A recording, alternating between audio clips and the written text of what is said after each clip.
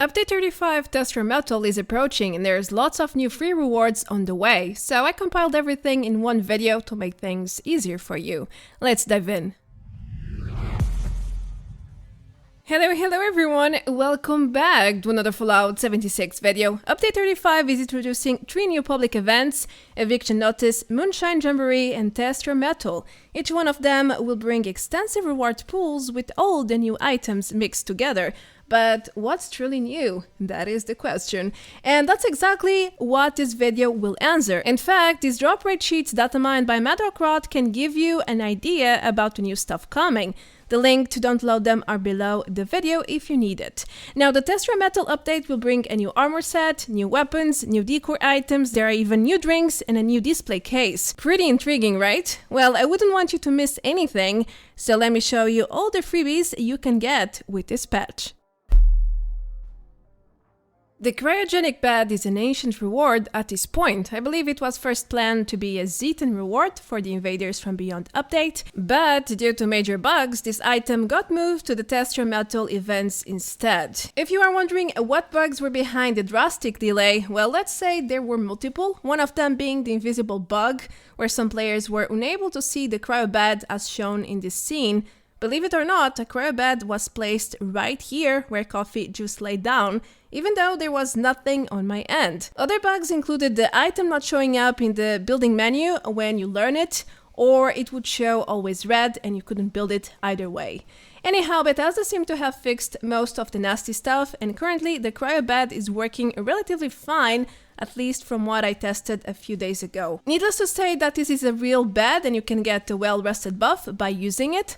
Lastly, this is a high-tech item with lots of effects, such as flickering lights, cold air coming out of the sides, and the frost texture on the window when someone is sleeping inside.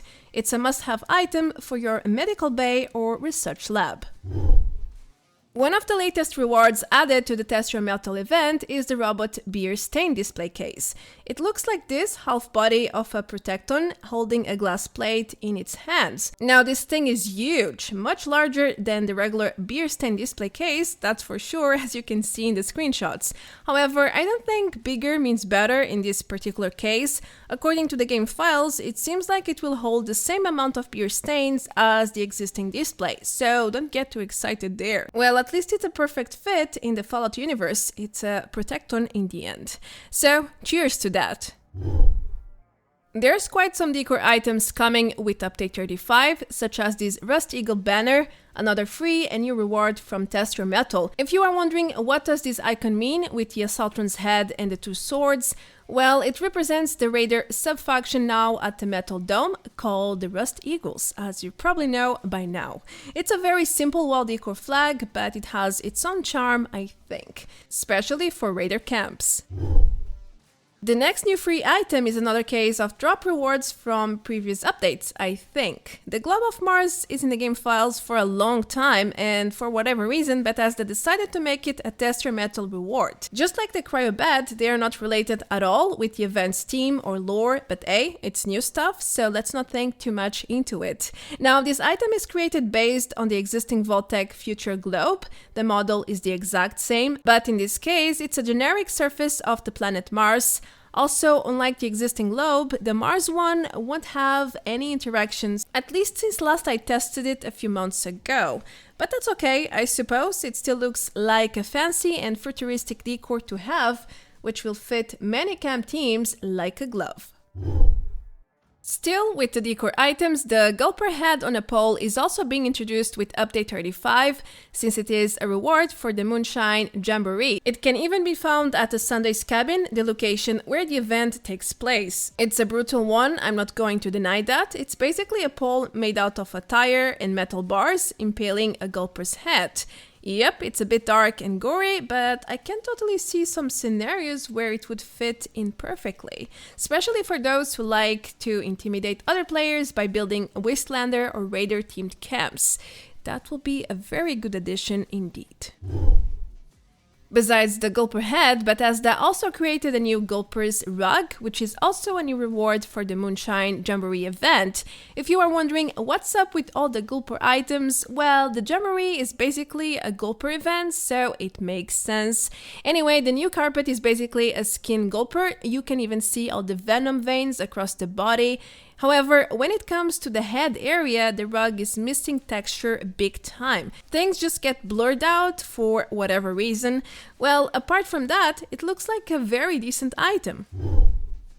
The next two rewards are quite tricky, but they are definitely new. At first I thought they were old, but after researching I concluded they are unreleased content. Now the free Brotherhood of Steel paints for the T60 power armor have been in game for a very long time. They are rare drops for the Forbidden Knowledge technical data mission. However, with update 35, Bethesda is extending the paints to the T51 power armor. These paints were initially planned to release with the Still Dawn DLC last year, according to the Fallout wiki, but they remained as cut content until now. The new paints are a rare drop from the Tester Metal event, and according to the data miner Maddock Rot, the plans include only the Knight and Paladin ranks, as I'm showing here in the footage. Right now, this is the Paladin rank. As you can see, the skin comes with this dark metal and red rank insignias as the chest and left arm. And the Knight is a bit more ordinary, I would say, with this steel, much lighter paint. But they are distinct ranks, that's for sure. If you are a Brotherhood of Steel fan, you might want to put your hands on these new paints, just saying. Alright, now it's time to move to the new gear. Starting with the Botsmith Armor Set, the plans drop from the Tester Metal event, but be aware that this event has a really diluted and extensive rewards pool, so it might be difficult to farm the entire set in the near future. Anyway, the Botsmith will show up in the armor bench once the first plan is learned. You can craft it for different levels as shown. This armor set is based on the robot armor though. It uses the same exact model, so it's no surprise that it uses the same mods as well. If you have already learned robot armor mods, then you are set. You can use them for the Botsmith too. Let me show you now how a full set of the Botsmith looks like in game, in case you were curious. Moving forward, this armor can be turned into legendary as per usual, but it cannot be dropped, traded or sold. The same goes for the plans. Now, what about defense values? Well, the Botsmith is not that bad, honestly. If you compare the base stats with the Secret Service or the Brotherhood of Steel sets, you quickly realize that the physical defense is almost the same, especially while comparing to the Secret Service. The Brotherhood is a bit higher. However, when it comes to energy and radiation defense, the Botsmith is the biggest loser, as to be expected, but the difference is not abysmal as shown. It's actually very little. I think this set will be a nice alternative for new players or new characters if they haven't unlocked the Secret Service or Brotherhood sets yet. Moreover, if you think about it, this is a direct upgrade to the original robot armor or even the Raider armor sets, for those who are faithful to the Raiders faction, that is. Lastly, the Botsmith set doesn't seem to have any special effects or set bonuses, but still, it's a pretty decent armor. Again, if you don't have the others, then it's perfect for you.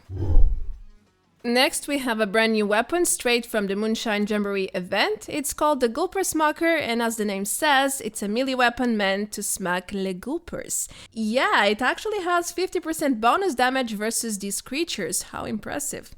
Anyway, you can get the base weapon plan as well as 3 basic mods from the event itself. They are called Chained, Sharp and Spiked. The damage of each mod is very similar, with only a few numbers differentiating each other. However, the Chain one presents the highest damage, as you can see in the comparison here. Now, every time you complete a perfect Moonshine Jamboree event, you will always get a random plan and a normal Gulper Smacker with one of the 3 mods equipped, so that's helpful to know. Moving forward, let's test the damage. How good or how bad is this weapon? Well, first of all, you can turn it into the legendary you want. I crafted a bloodied one to fit my build, and I tested with around 350 damage. If you are wondering, why is my smacker green with the hand? What the hell is that? Don't worry, we will go over that one in the next point. Anyway, before I start killing stuff in the name of science, I just want to mention that the Gulper Smacker's damage is nothing epic, nothing out of this world. This 2 hands melee weapon is way inferior inferior to most of my existing Bloodied 2 hands, such as the Super Sledge, Sheepsquatch Staff, Baseball Bat, Enforcer, and the Warglaive. I did compare the base damage with Slugger perks equipped, and as shown, the Smacker is way inferior. But enough of comparisons in theory, let's get into action. I started by killing super mutants, and to my surprise, it takes 2 to 3 hits per target. It's not bad, but it's also not good. I would say it's not even decent, but hey, that's my opinion. I think that because there's like at least a dozen two-hand weapons with a much better performance. Then I moved to wolves and the results were similar to hits per kill. It's not the worst, but again, it's not the best either. At this point, I felt like this is another pointless weapon just for fun, for smacking stuff or people. But I kept going. I went for Gulpers next, the arch enemy of this weapon. And to my surprise, the 50% damage versus Gulpers made things easier than I expected. I only needed 4 to 5 hits per Gulper, and these guys are pretty tough. But again, it's not impressive for endgame, is it now? It would be silly to carry one specific weapon per enemy type, right? So it doesn't make a lot of sense to use it. Plus, with the right tactics, you can kill basically anything. I could also kill a level 100 Deathclaw if I want with the Smacker, as you can see in here. It only took me like 10 hits and a lot of effort, but hey, you can do it. But what for? Why would you put yourself through all of that when there are so many other weapons with better damage and better effects, which make your life so much easier? In the end, the Gulper Marker is a fun and casual weapon to play with, which is not exactly worth using in-game. However, I want to mention that things can become much better if you use the new drinks, which buffs this specific weapon. We will get there as one of the last rewards. Okay, so if you watched the previous point, you probably noticed that my Gulper Smacker had a glowing hand on it. That's because there are 4 mods for this new weapon in total, but this mod is special, very special. It's called the Acidic Gulper Hand, and you need to pick it up before you can install it.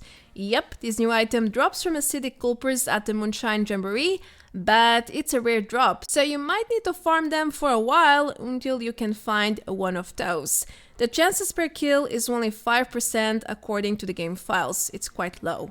It took me 2 events to grab one of these, but I managed to do it, so it's not impossible at all. Anyway, the Acidic Gulper Hand is a separate mod for the shaft, which means it stacks with one of the previous 3 mods. Don't forget to equip the Makeshift Warrior perk, or you won't be able to equip the hand into the weapon. Once installed, you will unlock 10 poison damage and a poison effect over time, which doesn't make a huge difference, honestly. I mean, the damage boost here from the hand is minimal, but I do believe it can stack with other elemental or even other poison damage sources, like the Strangleheart Power Armor Set effect. So that might be a handy thing to know, especially if you always play full HP builds with inferior or overtime damage, instead of glass cannon builds like Bloodied. If you think the Gulper Smacker is not for you, then perhaps one of the 6 new named weapons from Eviction Notice will be of your interest. But do not set your expectations high just yet. Some of the new weapons are decent, but others are just, yeah, not so good. First of all, let me inform you that the new Eviction Notice weapons are all 3 stars legendaries with their own name and paints. Yes, they have exclusive dedicated paints for that distinctive look. Let's start with Crowd Control, a combat shotgun with explosive damage, 90% reduced weight, and enemy damage reduction. I would say this is a pretty good weapon if you are in need of some close range bang bang and your endgame weapon collection is not the best yet. The next in line is the Foundation's Vengeance, by far the best weapon part of this rewards list. It's basically a bloodied explosive minigun, and as you should know, these 2 effects are one of the best combinations possible for dealing tons of damage, apart from legacies, of course. I will surely keep this one since my minigun is only bloodied right now. It's a great replacement. Still, on the ranged weapons, there's the Doctor's Orders too. It's a vampire's rifle with limb damage and a static field effect. It's alright, it's a beginner's friendly weapon, but it's not endgame at all, despite that lovely black paint. Oh, it looks good. Now, the Pirate Sponge is another new named weapon. It's a black powder pistol with unremarkable legendary effects, such as 15% reload speed and 1 additional projectile. Yeah, I guess this one will be good for pirate cosplays or something alike. Lastly, we have 2 melee weapons, the Debilitator, a rusty super sledge with 40% swing speed, 1 strength and bonus damage to super mutants. Definitely not good for endgame, but hey, if you got nothing better, then this will do. There's also this red painted Tone Death with identical legendary effects for some reason. At least the skins look pretty great, but that's about it. As I said, most of these weapons are not meant for endgame. Still, they can be useful depending on the occasion. In the intro, I mentioned that there are new drinks on the way. They are all from the Moonshine Jamboree event. I'm talking about the Mire Magic Moonshine. There are 3 variations, the fermentable one, the normal moonshine, and the aged vintage one. Now, whenever you complete the Moonshine Jamboree event, you will always receive some booze. Normally, it's the fermentable one, which will age into the normal version first, and later on, if you don't drink it, it will also age into the vintage Magic Moonshine. You can let them age in your inventory or throw them into the fermenter to speed up the process. Anyway, stat-wise, you can forget about the fermentable version, that will be no good for you. However, the Mire Magic Moonshine will boost your strength by 2 points at the cost of 1 intelligence and 1 charisma. You also get 50% more damage with the Gulper Smacker, the new weapon. This effect only lasts 1 minute though, so it's very little. As for the vintage one, things get much better. First of all, the buff is 3 minutes instead of 1. It doubles all effects. The standard buff is 4 more strength at the cost of -2 intelligence and 2 charisma. And the Gulper Smacker damage will go up by 100%. Wow, that makes a difference. So in the end, if you want to smack everything and everyone, you should really use these drinks to deal way more damage. But how can you farm them? That is the question. According to the game files, you should be able to craft the fermentable version. In fact, it was live for a while during the first Test Your Metal PTS, but then, for whatever reason, Bethesda decided to take it down, or there's a bug affecting it, as Coffee reported here. So right now, I don't think you can craft it. I tried. Even after picking up the new drinks and fermenting everything, it just doesn't show up for crafting, so I believe it's bugged. But the good news is that you can get a few at the Sunday's cabin and from the event rewards too. There are at least 9 spawns there. If you follow my path here, you can quickly understand where to find the booze. There's plenty to go around. There's some inside the house, as well as inside this red container and at the entrance below the rocks too. The Moonshine here should respawn every 24 hours or until you pick up 100 junk items. It's the usual respawn rule, so keep that in mind. Alright, the last new free items coming live with update 35 is the Test Your Metal PTS Pennant. To unlock it, players simply had to participate in the public test, which was live a few months ago. Note that Bethesda has simplified the process with the last couple of public tests. Before, players had to perform certain actions, but now joining or playing once in a certain PTS is more than enough to unlock the Pennant later on when the given patch hits the official servers. Expect the new Pennant to show up for crafting in the following week after the patch release. The Test Your Metal update is bringing its share of surprises, I would say, and way more free rewards than the last updates in 2022, at least so far. I think anything new at this point is a great thing for 76, but I cannot wrap things up without giving you my honest opinion. Decor-wise, the rewards are pretty decent, pretty good. There's a few creative items and some diversity. However, when it comes to gear, I'm afraid we are getting more of the usual Bethesda's trend, more gear with very little value, or more new gear with hardly any use for endgame, since there are better choices live already. But what about you? What do you think about this batch of free new items? Let me know in the comments below. Well, it's time for me to say goodbye. A huge thanks to Madalkrot and Coffee for sharing their work with me, some screenshots, some data mine stuff, and so on. If you would like to know more about new rewards, check out my full Season 9 Dread Island preview with over 40 item showcases, and there's also the Season 10 preview, City of Steel, with 50 rewards to satisfy your curiosity. It's coming this fall. Alright, I'm Marta Branco, thank you so much for watching. Consider leaving a like and subscribe for more 76 content like this. Lastly, a huge shout out to all my dear supporters, and I will see you all very, very soon in the next one. Until then, take care. Adeus. Bye bye.